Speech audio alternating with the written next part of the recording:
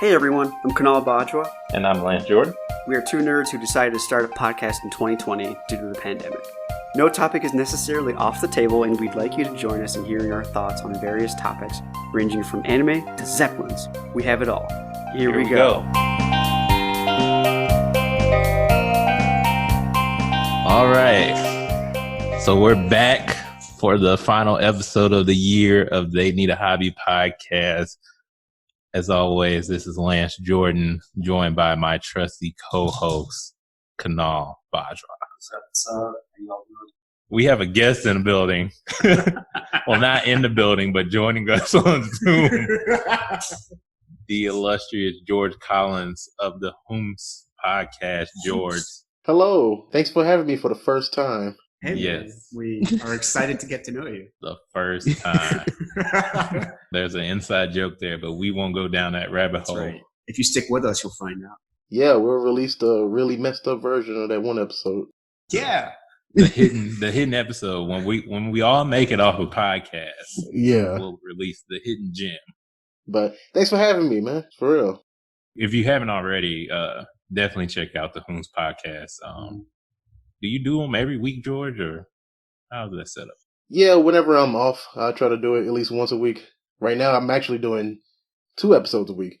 I got 2 shows, the Whomst and the Gammy podcast, which is one is for nerdy stuff, one is for more random news stuff. But either way, it's still me talking to myself. Would you say like one's more for like spitting on the mic and getting it drenched, and the other one's just for like satisfying the gaming inside of you? Yes, exactly. Okay, that is exciting. So with this one, to wrap up the year, we wanted to do, just a recap of the year, just things that we saw that were good, the bad, the ugly, the idiotic, the brilliant, the fantastic. And George, being our guest, why don't you kick it off with something you saw that was like bad or just idiotic, anything you saw this year? People... you know what? I'm gonna say the first thing is media kind of scaring people. That's kind of the idiotic thing all year. I 100% agree with that. It's like I try to say it on my show and try to like tell all my listeners like, yo, like don't let media keep scaring people. We need to like make some type of steps to like make them accountable for how we handled Corona all year anyway. Because it's just I'm not trying to be like on my I'll make it quick, but. Yeah.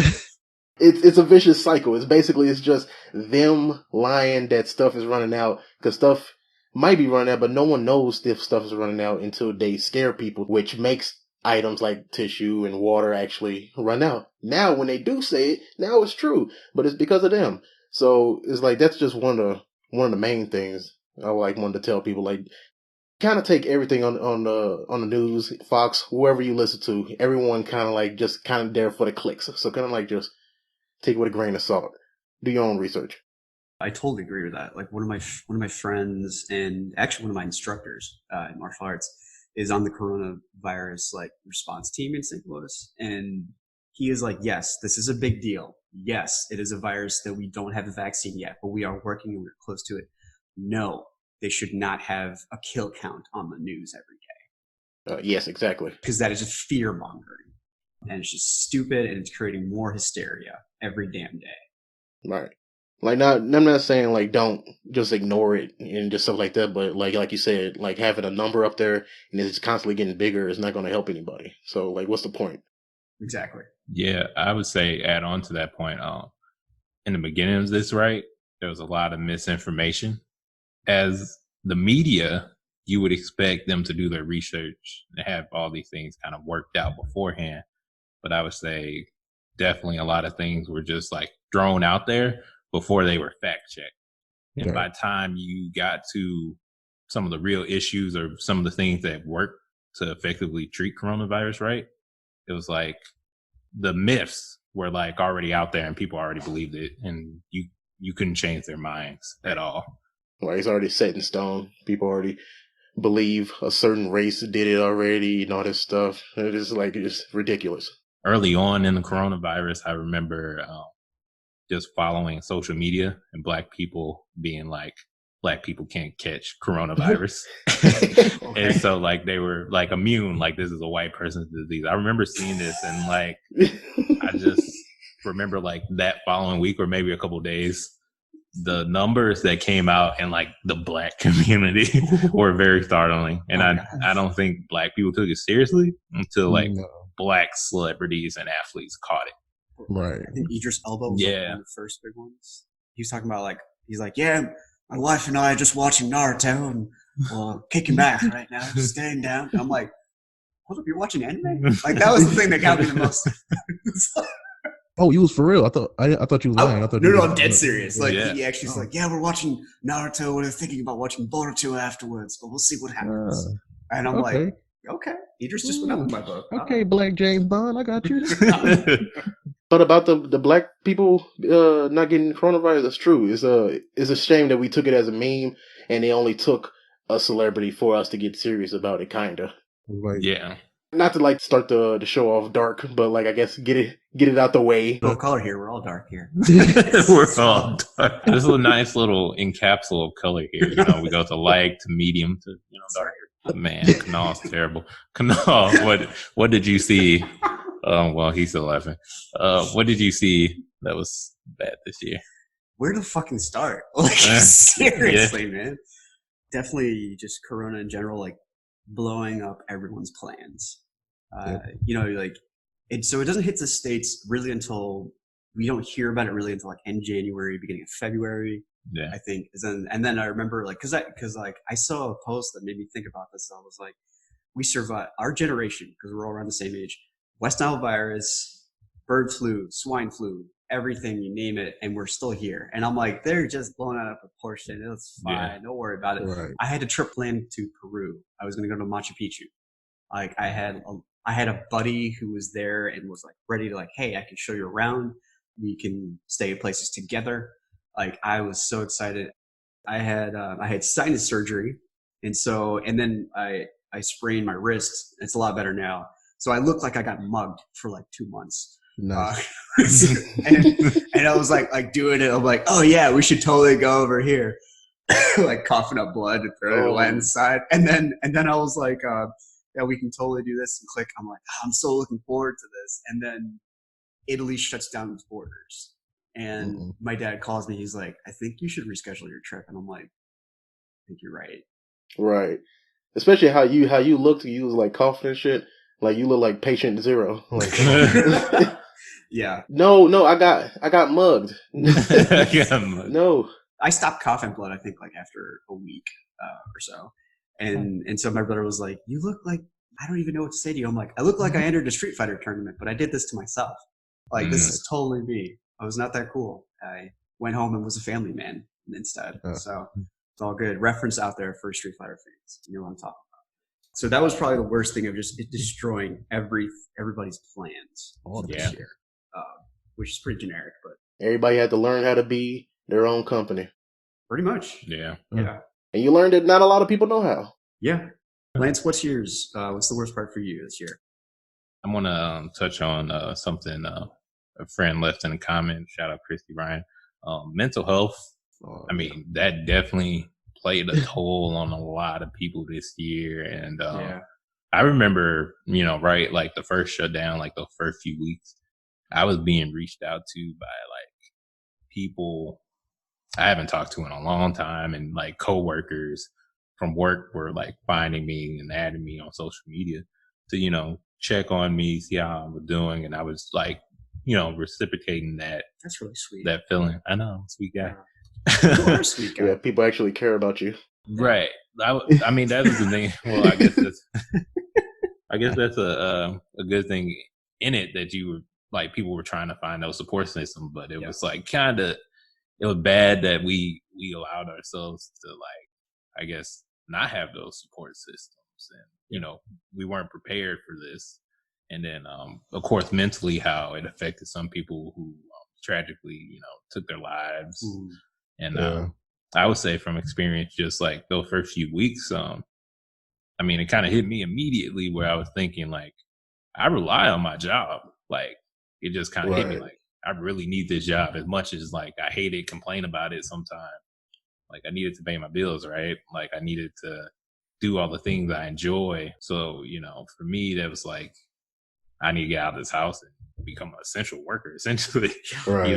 and then even that label, right? And this is no diss to essential workers at all, but to label people, that label that came out, you're an essential worker, which is great for some, but then like bad for others, like who did like unfortunately lose their job. Like, so I'm not essential. Like what I do isn't important. Yeah. So, that was something this year where I was like, man, that's low.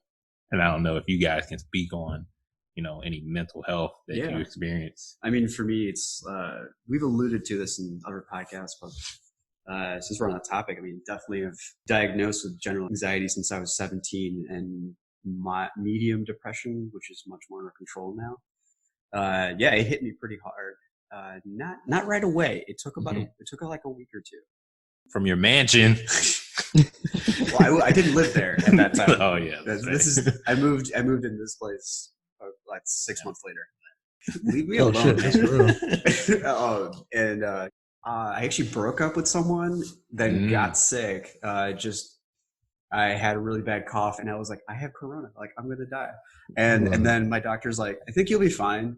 I don't know if you have corona, because this is when they had the scarcity of tests. He's like, just go home, quarantine, you'll be fine. Here's some prednisone to help it speed along. And I was like, cool. So I just caught up on old shows, and then it hit me like a wrecking ball, where I was just like, I've done everything. I've worked out today, cleaned and all this stuff. Why can't I go to sleep? And I was talking to my dad, and he was like, Kunaal, you haven't left your apartment for 3 days. I'm like, oh, that's a good point. Old man has some points every once in a while. I mean, yeah. Check on you. Yeah, like that's the thing. And like there was one incident that happened where someone knocked on my door, and I answered it, and she was like, hey, I found these keys out front and they have your apartment number. And I was like, oh, thanks. And she left, and I got the keys, and immediately my throat went dry, and I'm like, did I just catch corona? I'm like, what's going on? And I was like, well, I gotta go destroy all the cells in my throat. So I went and grabbed some vodka and chugged it real quick. Oh damn! Yeah, it got intense quick, and I was like, okay, I need to take a nap. I think half of it is just like overthinking it too. Oh man, that's what I do. So it's like you ruin yourself trying to the moment you think you gotta have somebody cough near you, start freaking out and shit. Yeah, like everything is like our nerves are just so frayed this year. I mean, that might be the cure too. You might have solved it. It's like, well, the thing is, George, keep a constant bottle of vodka around you. A bottle of vodka. I like that. Like, don't inject yourself with Clorox. Just use vodka. Just use Smirnoff's double distilled vodka. Bleach's little brother. Pretty much, yeah. I was like, okay, it's time for some water, and I ate something, and I'm like, I need to call my parents and just talk to them, and I was a lot better after that. So that's good, man. But what about you, George? I guess, were you an essential worker at the time? But I know you do stand up. Did that affect you at all? The whole. Well, I haven't done stand up really at all. Most of the year, maybe like at tops 10 mics, something like that. But I kind of just gave up on a year. I'm just gonna wait until next year. But yeah, I've been an essential worker the whole time, working at Sam's Club, and I mean, like you said, complaining about the place, and like, you know what, I'm gonna quit this place. I don't care. Send me home. I don't care if I get the Rona. Send me home. But at the same time, it's like, you know how these corporations are. So you like, yeah, are they gonna pay for me to leave? So it's like, what, are they just gonna get rid of me? Find some like loophole to get rid of me? I ain't gonna have no job. I'm gonna be, how is my roommates gonna take it? Or are they gonna freak out? You'll think they wouldn't. Be a human and won't kick you out, but like, yeah, you still got that in the back of your mind. Like, yo, they gonna kick me out because they don't want to die and all that shit. So it's like, you got all that on your mind. So it's like, oh, if I get the cough, should I tell anybody? Should I just try to take care of it? Should I just tough it out? It's just a bunch of stuff. So I feel it. I've been there. Well, I'm glad you're hanging in there, man. Yeah, I'm trying. Hey, that's all we can do. That's another thing too. It's take it easy on yourself. Let's swap it to something good now. Let's definitely get into something good. Let's fucking do that. Who want to kick it off? Who's kicking it off? I mean, one of y'all can go. I can go. Yeah.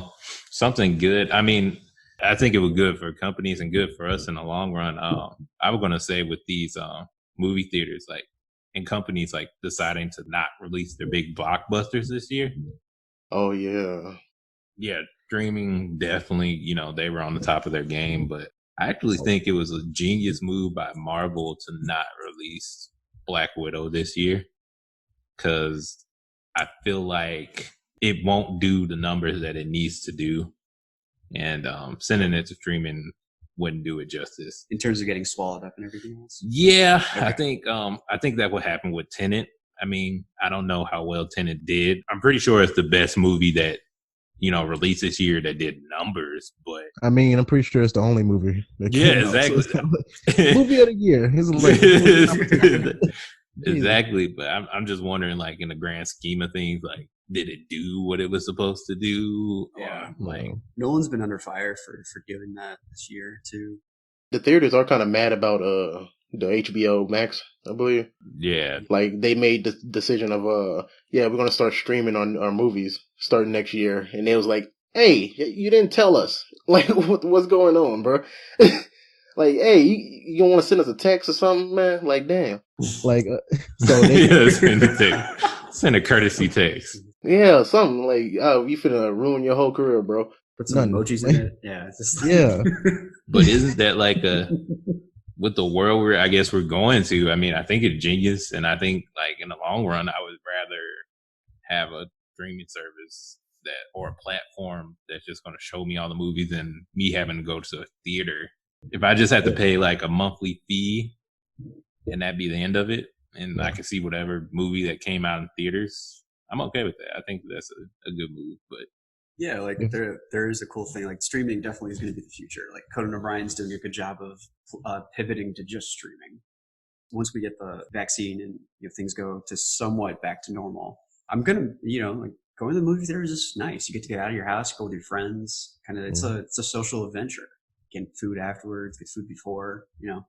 Sneak food in. Sneak food in, sneak snacks in.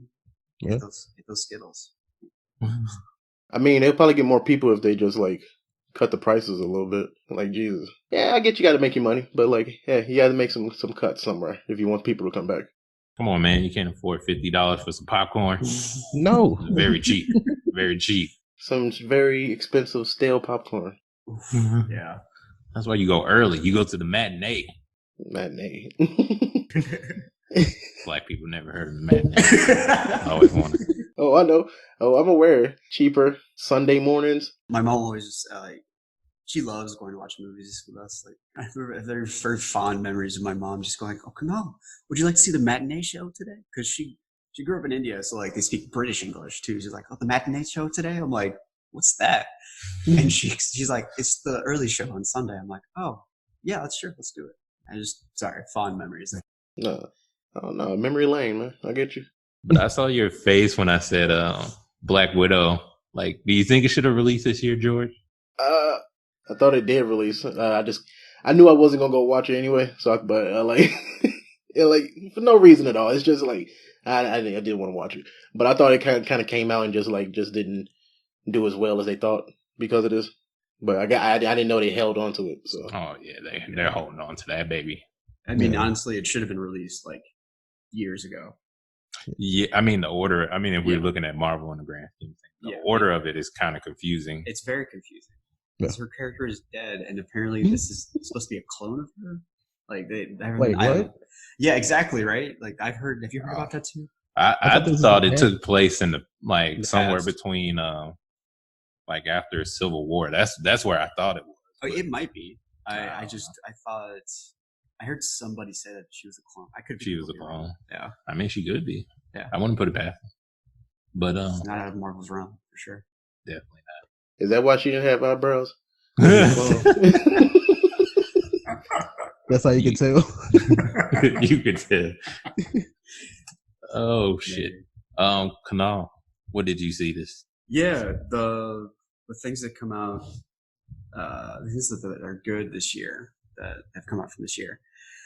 I initially was going to say The Mandalorian, but I also, before I go into that, I would say like definitely well, one, this podcast started because of it. People starting podcasts, people starting projects and businesses and taking risks like that, I think is really cool. That's been a good product of this year, for better or for worse.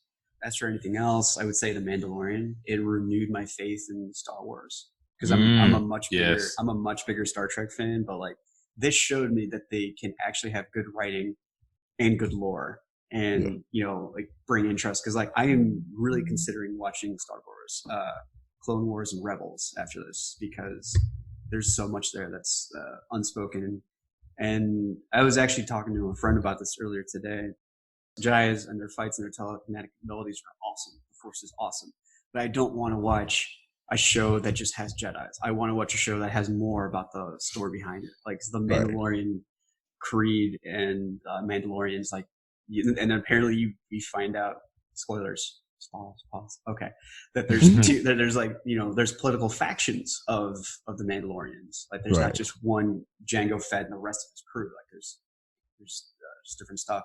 Plus, cool fact, in some of the martial arts groups that I work with, one of them got the ability to get one of the. So she's the Forge Master in the early episodes of The Mandalorian, season 1. She's the one who gives him the crest and everything. So we were able to have a Zoom conference with Stunt Double, and that was cool. That's nice. Yeah, shout out to Lauren Mary Kim, and I got to ask her a question too at the very end because I was like, "Hey, I gotta ask you because she was totally using Kali the entire time. He's holding two like weapons in her hands." And I was like, "Is it hard, like fighting in the helmet?" And she like stopped, and she's like, "Oh my gosh, it's terribly hard." I'm like, I don't know where my punches are going half the time. I just hope the stunt guys are catching it or dodging in the right time. I'm like, oh, that's pretty cool. I'm gonna have to share a video with you because I seen her in like a YouTube video getting interviewed by some CGI. Yeah, the mocap. Yeah, there you go. You're talking about her and Ray Park, right? Yep, exactly. Yeah, she was talking exactly that. Yeah, exactly. Like and then in that one, she's using Kali as well, and I thought that was really cool too. So because she got referred to by Amy Jo Johnson, who was in Lady Bloodsport, I think. Yeah, and there's a YouTube short called Lady Bloodfight. It's this tiny blonde white girl who just kicks immeasurable ass. We had to trade YouTube links. Please do. Yeah, please do. YouTube. But yeah, The Mandalorian, which is great because it's just like a wolf and cub space western. That was really cool. It's been really, really good. They've done that really well. They brought. We actually got a new episode today. I need to watch. Yeah, I haven't seen it yet. Crazy good writing, crazy good guest stars, crazy everything. I love it. That's like the one show that I don't mind like social media spoiling because I know I'm still going to watch it regardless. Because like the presentation's so good. Yeah. Right. I think it's definitely one of the better shows that came out of this year. Oh my god. I wish they did that with I felt that way with Dragon Ball Super when it was on. Mm-hmm. I couldn't be on Twitter. No, the manga right now currently. Mm-hmm. Oh yeah. You cannot be on Twitter at all. Like the last like 3 or 4 days before they release the next manga chapter, because of course everyone for some reason got all the pages. Like, where did you find it? Like, so what? Let us be. You won't be happy about. You won't be surprised because you spoiling it for everybody. Right. Like, exactly. That's why Ultra Instinct didn't hit me as hard because I knew about it 3 months before. Like, I hear you. That's one of my things when people would tell me about Game of Thrones. I'm like, I already know everything. Like everyone spoiled everything the Monday after, and people are like, but you haven't seen this season. I'm like, oh, you mean when like you find out that Jon Snow is a Targaryen? They're like, yeah. I'm like, oh yeah, because y'all ruined it. Yeah. I'm like, yeah. Well, call me. Exactly. I got one good thing. Go for it. It's not really anything that happened this year. It's kind of a joke. In the beginning of the year, when the whole pandemic started, and then people was kind of going crazy for the tissue and whatnot, O.J. Simpson had just got his Twitter for the first time. And I followed him immediately because why not? I just want to see what's going on. Like, why is he on Twitter for? All right. So once people started like shopping for tissue and stuff like that, this asshole, he shared the video of him in the Bronco back in the day when he was getting chased by the police. Like, he shared that video and said, "Oh, on my way to go get some tissue." I'm like, this dude. OJ might be the greatest comedian of all time. Perfect. They're like comedy gold. Perfect. Oh my goodness. And of course, later on, he takes a picture outside of Costco with the tissue and whatnot. And I think he retweeted it because he didn't do it. But he had all the tissue and stuff on the card, but somebody edited a knife and a glove on the card as well. And he retweeted it. I'm like, what are you doing, man? The statutes of limitation is up on OJ. Yeah, like double jeopardy. He can't do anything. He got away with it, I guess. Whatever happened, but I mean, what are you gonna do if the juice walks up to you and like, hand me your toilet paper? Like, are you gonna refuse him? I'm like, all right, here you go. I asked him for at least one. Right. I like my life. You can just take my toilet paper and leave me alone. I'm gonna load it in the Bronco. The accessory. You need help with that, man? Yeah.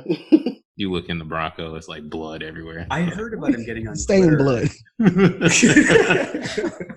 Like, OJ, this shit stinks. Like, you didn't clean this shit.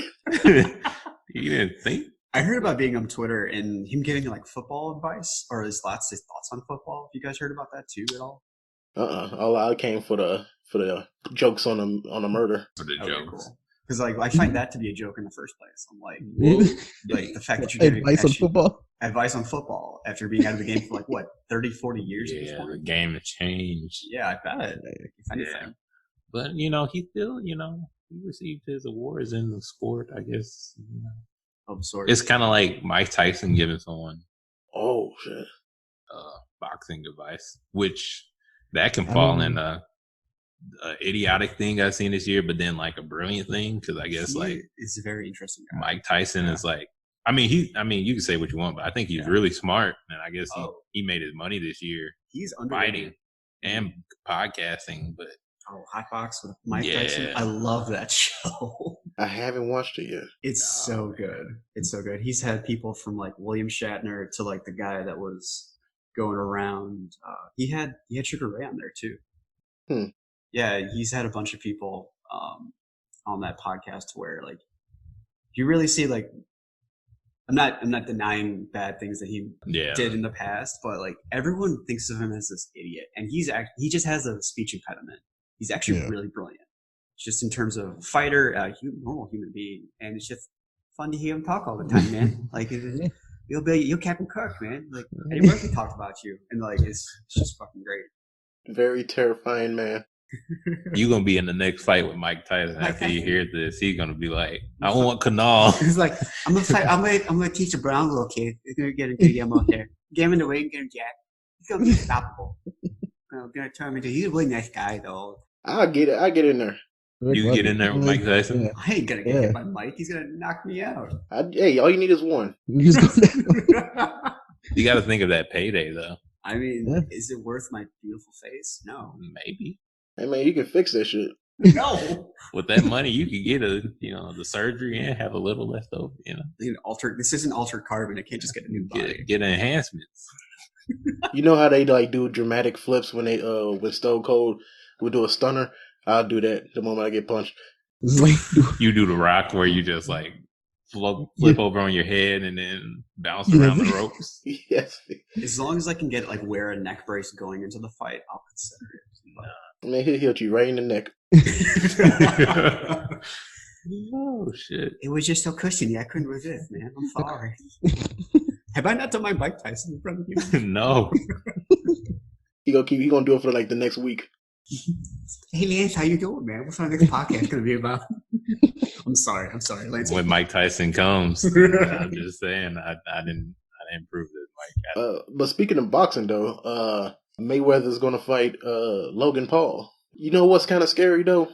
Yeah. Mayweather's so much about money that I fear he might jeopardize his stuff for the money. Yeah. The amount of money that's gonna bring in, I think he'll take a drop for his career. He's already retired. Who cares? He already got money. Yeah. Like he'll probably drop for Logan. I don't know if he'll drop for Logan, but I think you're right in that what's on the line at this point is like his legacy. Yeah. I think it will be like a serious fighter. I think it will be like another UFC guy, maybe that the money is just right for, and he'll fight him, and then like he'll get beat. I just don't understand why he took it though. It's like he has nothing to gain from this. Like, I guess money, but like everything else is like 99% of the whole post of this is like, if he lose or he makes a draw or he makes it to the end of the fight, he has to go through judges, he loses. Yeah. Basically. It has to be like unanimous, kind of like he destroyed him or something like that. Yes. Yeah.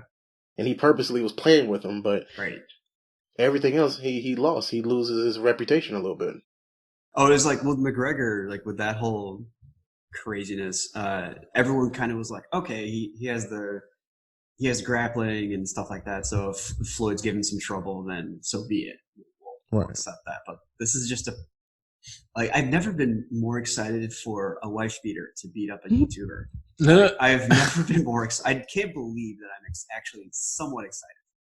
I mean, because he's just as much as trash as him. So it's like, But he wins at the end of this. Logan Paul wins. He's going to be the biggest winner out of the whole thing. You know, whether you like him or not. It's like, he wins.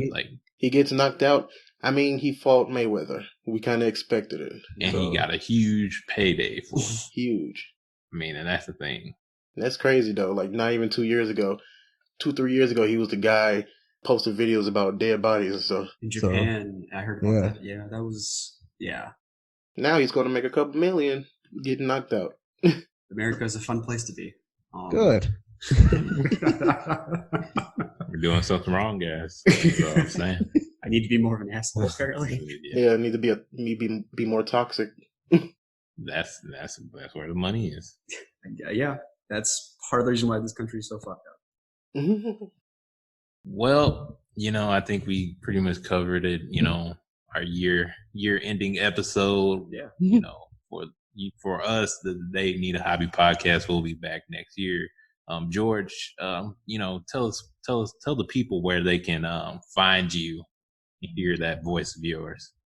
If you for some reason want to follow me, you can find me on Instagram at regular ass George, or the podcast. The domain is finna go, so you can just search the Whomst, WHOMST, and it's on all podcast platforms. So there you go. That's it. First of all, thanks for coming on today. Today's been fun.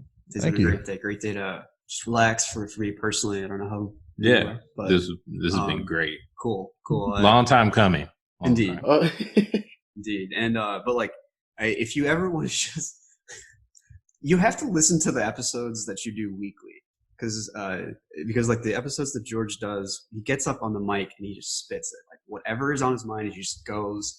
It's an awesome combination of just like daily news, and then all of a sudden, like, yeah, man, it's like Goku and Vegeta, and I'm like, what? And then it's like you immediately got my attention. Immediately, you make me nerdy laugh. Rambling. Like I was on the floor just like relaxing and stretching a little bit, and had a stressful day, and I was listening to your podcast, and I just started cracking up. So thank you for that. You helped me de-stress quite a bit. I appreciate it, man. I'm glad someone listens to it. The viewership is all Kunaal. Yeah.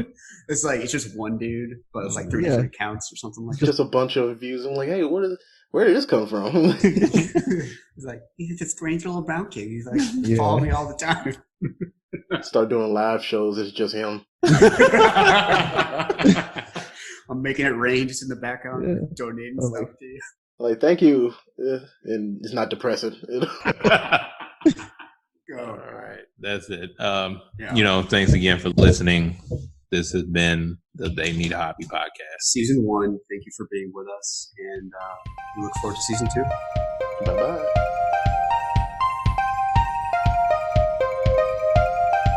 Hey fan peeps, thanks for joining, and as always, we appreciate any feedback.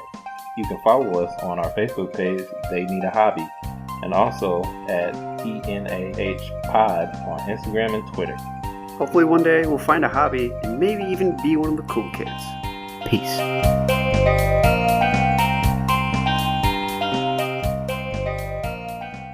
All right, get off the mic. Next, we're on the mic. We're lovingly on the mic together. Stop that. Can't stop it, mates. That's who I am.